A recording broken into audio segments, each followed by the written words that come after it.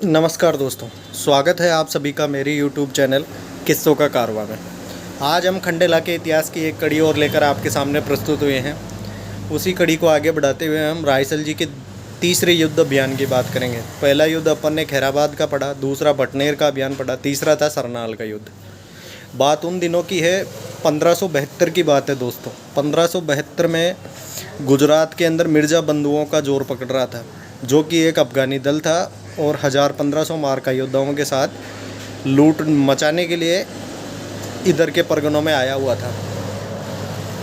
1572 को जब ये सूचना अकबर को लगी तो उसने अपनी सेना तैयार की और उस समय उसके अन्य योद्धा थे, जिनके अंदर मान सिंह जी थे।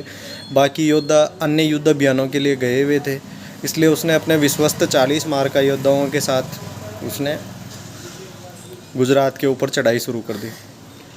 गुजरात के ऊपर चढ़ाई शुरू करी तो रात का समय हो गया था। गुजरात पहुंचते पहुंचते सबसे पहले उसने मान सिंह कच्छावा को बुला करके अहमदाबाद को कब्जे में लेने का आदेश दिया। अहमदाबाद कब्जे में किया गया। उसके बाद सरनाल की तरफ रुख किया गया, जो कि कालिंदी नदी के तट के उस पार स्थित था। सरनाल के युद्ध में जानने से पहले उन्होंने अपने एक मुखबिर से सूचना मिली। एक ब्राह्मण व्यक्ति था जिसने आकर के उनको बताया कि जो मिर्ज़ा इब्राहिम है उसने अपनी सेना के साथ पड़ाव डाल रखा है कालिंदी नदी के तट के उस पार। ये सूचना मिलते ही बादशाह को आव देखा न था। उसने अपने जितने योद्धा उसके पास उपलब्ध थे उनके साथ ही युद्ध करने का सोचा, लेकिन असमंजस में था।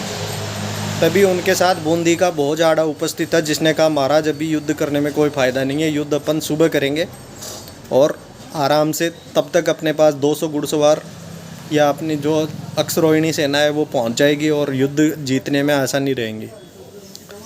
और देखते ही देखते बोपत, कछवाहा, भोजाड़ा और एक दो और सिपह सालार उनके पास पहुंच गए।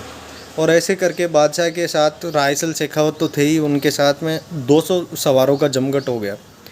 तो बादशाह ने जब असमंजस में था तो भोजाड़ा की बातें सुन, भोजाड़ा का पक्ष था कि सवेरे आक्रमण किया जाए, लेकिन उसी समय रायसल शेखावत ने एक विनय किया और उन्होंने बोला कि ये आक्रमण अगर अपन सुबह की बजाय रात में ही करते हैं तो मिर्ज़ा इब्राहिम की सेना रात पूरे दिन की थकी हुई होएगी और उनके 1000 योद्धा होकर के भी वो अपने 200 का सामना नहीं कर पाएंगे। ये जो निवेदन था वो बादशाह को एकदम सटीक दिमाग में फिट बैठ गया और बादशाह ने तुरंत आदेश दिया कि चलो आक्रमण अभी करेंगे। जैसे ही वो आक्रमण के लिए सरनाल की तरफ निकल पड़े तो कालिंदी नदी के तट पर रुक गए। और कालिंदी नदी के तट पर जब वो रुक गए तो वहाँ से उन्होंने मिर्ज़ा इब्राहिम की सेना का पड़ाव देखा। तो सैनिक अपने कामों में व्यस्त हुए थे और पूरे दिन की थकान उतार रहे थे। उसी टाइम यह आक्रमण रायसल शेखावत की सम्मति से किया गया और वही 200 योद्धाओं ने उन 1000 योद्धाओं को मौत के घाट उतार दिया। यानी कि वो जब युद्ध शुरू हुआ तो मिर्ज़ा इब्राहिम बंधु दोनों दो भाई थे। मिर्ज़ा इब्राहिम को समझ नहीं आ रहा था कि वह क्या करे, आखिर करे तो क्या करे। पूरे दिन की थकी हुई सेना थी और उसके लूट के अभियान तो पूरे दिन चलते ही रहते थे, इसलिए उसने अंधेरे के अंदर भाग करके अपनी जान बचाई और भाग गया। जब अब उनका एक सेनापति भाग गया तो उसके बाद में उसके दूसरे भाई ने युद्ध करना शुरू किया और वो युद्ध चलता रहा। दूसरा भाई जो मिर्ज़ा बंधुओं में से था वो वहीं युद्ध के अंदर मारा गया और अपनी सेनापति को भागा हुआ देख करके आधी सेना वैसे ही छिन्न भिन्न हो गई।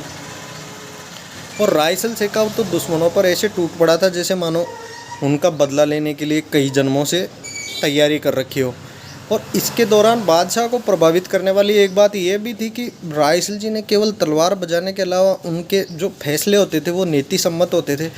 इसे चाहे आप मंत्री देवीदास का ज्ञान मान लीजिए, कूटनीति मान लीजिए, कुछ भी मान लीजिए, लेकिन ये सोच विकसित हो चुकी थी रायसल जी के अंदर। उन्होंने ये सोच करके रात में युद्ध करने का फैसला किया और सरनाल का युद्ध जीत गए।